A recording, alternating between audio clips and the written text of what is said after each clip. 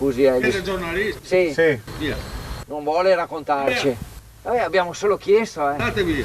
È scosso e non ha voglia di parlare l'imprenditore di Grignano Polesine, che ha affrontato i ladri entrati nella sua proprietà, sparando un colpo di pistola e ferendo probabilmente uno di loro.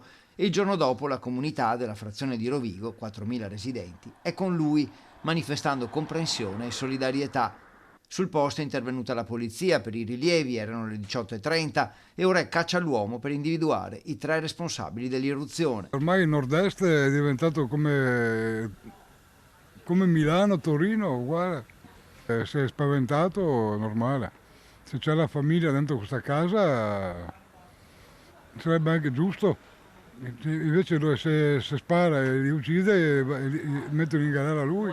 Preoccupati, insomma, sì, quando si sentono queste cose la preoccupazione c'è sempre, ecco, però voglio dire, finché non ti tocca va anche bene, dopo quando chi tocca, poveretti, insomma, capisco il loro stato d'animo. arrivare a sparare addirittura. Insomma, sai, quando uno ti viene in casa non sai mica chi ti viene dentro, cosa ti può fare, cosa non ti può fare, la prima cosa che uno pensa è quella di difendersi. L'uomo, che si è trasferito a Grignano pochi anni fa, non è molto conosciuto in paese. Avrebbe subito altri 3 furti nella sua abitazione, in questa frazione di Rovigo.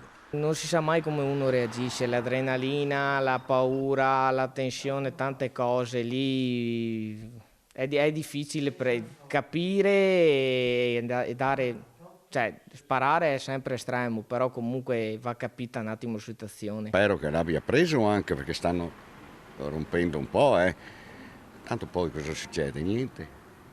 Se li prendono veramente non gli fa niente. I dati raccontano di una provincia, per quanto riguarda i furti in abitazione, con il maggiore aumento a livello nazionale e al 10° posto in Italia anche per numero di furti in casa rispetto alla popolazione, oltre 40 per ogni 10.000 abitanti, e parliamo solo di quelli denunciati dai proprietari.